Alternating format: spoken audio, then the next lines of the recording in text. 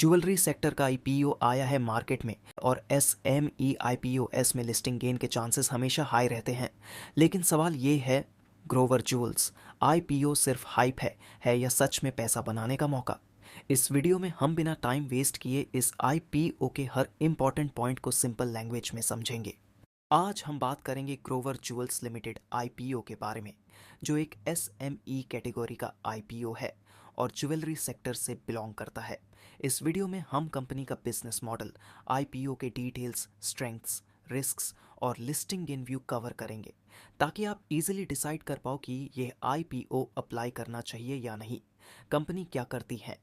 Business model: Grover jewels एक jewellery manufacturing और trading company है जो मेनली गोल्ड ज्वेलरी के सेगमेंट में काम करती है। कंपनी ट्रेडिशनल और मॉडर्न डिज़ाइन की ज्वेलरी बनाती है जो होलसेल और रिटेल कस्टमर्स को सप्लाई की जाती है।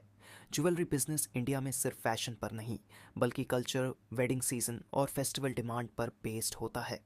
इस वजह से ज्वेलरी सेक्टर लॉन्ग टर्म में रिलेटिवली स्टेबल माना जाता है। आईपीओ डिटेल में: इस आईपीओ में मिनिमम इन्वेस्टमेंट 2,65,600 रुपीज़ का है, जिसमें टोटल 1,600 शेयर्स का एक लॉट मिलता है।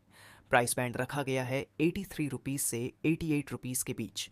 Total issue size approximately 33 crore rupees के आसपास का है, जो एसएमई कैटेगरी के हिसाब से एक मॉडरेट साइज का इश्यू माना जाता है। आईपीओ ओपन होगा 4 फरवरी को और क्लोज होगा 6 फरवरी को।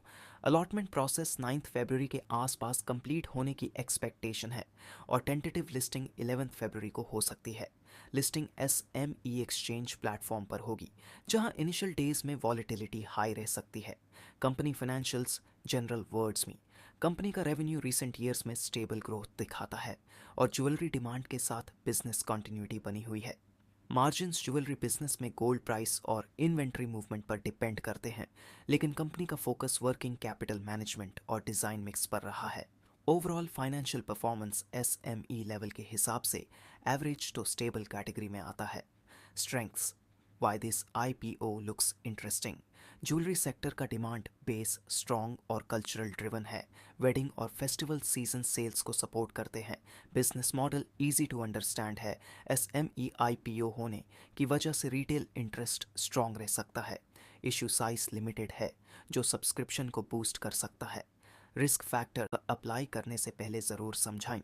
Jewellery business gold price volatility से डायरेक्टली अफेक्टेड होता है। इन्वेंटरी मैनेजमेंट में थोड़ी सी गलती मार्जिन्स पर इम्पैक्ट डाल सकती है। एसएमई कैटेगरी आईपीओएस में लिक्विडिटी रिस्क होता है।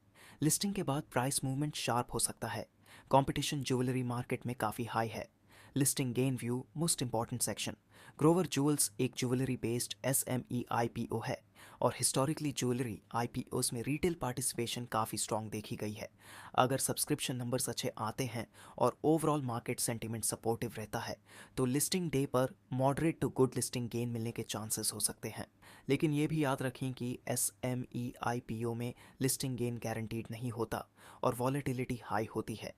फाइनल वर्डिक्ट: अगर आप शॉर्ट टर्म के लिए लिस्टिंग गेन का अपॉर्चुनिटी देख रहे हो, तो ग्रोवर ज्वेल्स आईपीओ एक डिसेंट एसएमई ऑप्शन हो सकता है। लॉन्ग टर्म इन्वेस्टर्स के लिए ज्वेलरी सेक्टर का नेचर स्टेबल है, लेकिन एसएमई रिस्क और गोल्ड प्राइस फ्लक्चुएशन को इग्नोर नहीं किया जा सकता। इसलिए अप्लाई करने से पहले अपनी रिस्क कैपेसिटी और इन्वेस्टमेंट होराइजन ज़रूर चेक करें।